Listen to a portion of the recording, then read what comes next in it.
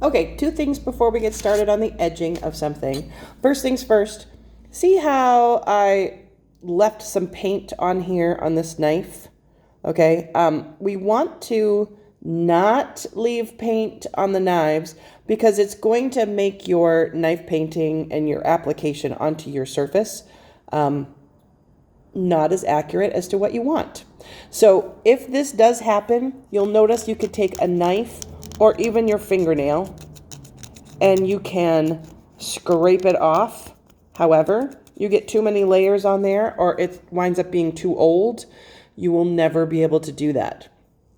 So please, please, please, if you can't remember to do that, to wipe it off with your paper towel, please make sure that you scrape it off immediately once it's dry. Don't leave it there for days because it will be harder and harder for you to do that. Second thing that I wanted to say that I realized as I watched the last video, I didn't really finish saying, if you wind up getting, you filling up this whole entire thing with technique and you still have a whole lot more to do, take your white paint, white it out on here, let it dry, and then go back and you could paint on top of it. Yes, there'll be some textures that are there, but that actually might help in the long run. Okay, now here we go. So we are going to paint a barn.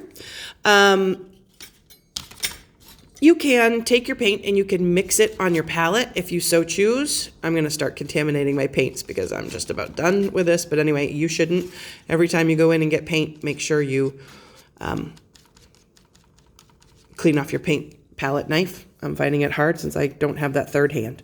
Anyway, so I'm going to go in. I'm going to, oh, you know what? I don't want, I'm going to take some of that instead. Here's my red barn. I'm going to start to put in some edges. Yes, there are times when you're going to have to be kind of careful in where you're going. So, all right, I've got my red barn. Oh, crap. What's the first rule that you need to do before you do things that are in the foreground? Correct. You need to make sure you paint background first. So just wanted to show you how much more difficult that's going to be, because if I take another color and I put it over it like so, now it looks like my background is on top of the barn. And that's not correct. That's not right. So make sure you don't do that. Okay. So going in here with some gray. See if I can concentrate on two things at the same time. And another reason that you probably want to do your background first is it's okay to go over the lines of your object. Like I've just covered that line, which is fine. Ooh, we're going to throw in a weird little cloud. Sounded a little Bob Rossi, and it kind of hurt my soul a little bit. And now I don't like it, so I'm just going to I like this kind of mark. Oh, you know what I could do is I could make some swirly quirlies. Okay, technique, doing different things with this. All right, you're then going to let that dry. I don't have time for that because I want to show you this. So next, once that has dried, you are then going to go in. Now this one here has a straight edge on the side, and I'm going to throw this in. You want to paint with the contour of your object. So you'll notice I'm not going against the grain. I'm following that line that's right there as I start to put this in. All right, next I want some red, but I also put some white and other colors like on top of it, which is the kind of the cool part about this. I'm going to throw in some barn boards.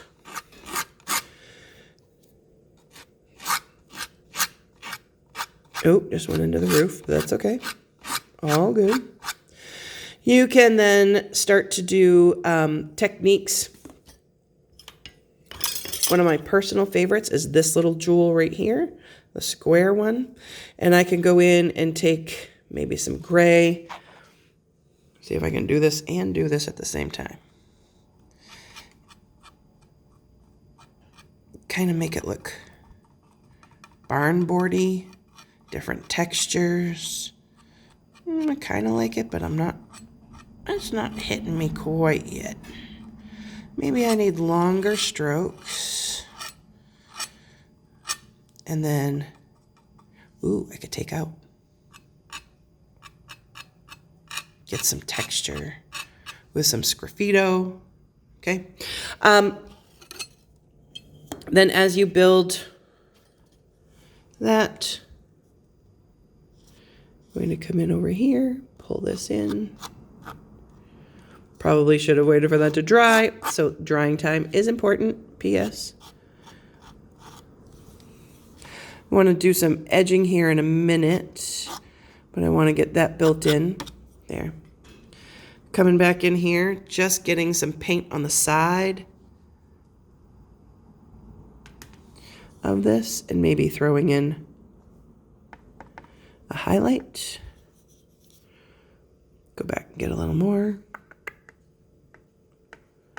Kind of a little highlight. So it kind of helps to define, okay? You'll notice in some of the videos that I'm giving you, I would honestly watch those first before really starting to dive into this. But you will notice that not often are they photorealistic.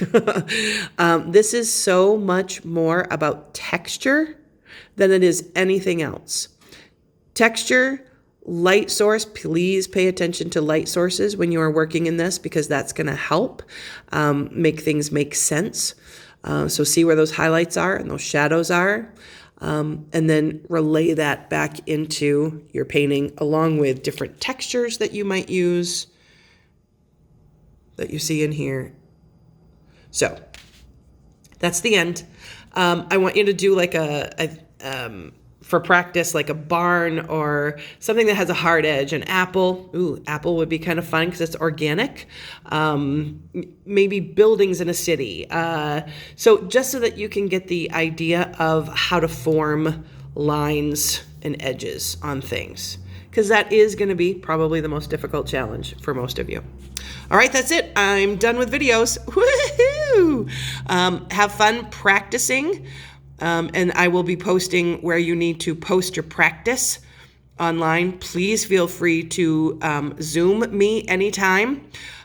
Set up a time with me, and we can that will probably be the easiest way for us to do a one-on-one if you're having an issue with something. Okay?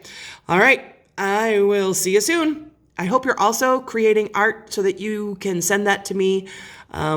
So I can post it on hopefully our website at our school, so that people can see that, creativity in this weird, bizarre time is important. All right, bye. I'll see you later.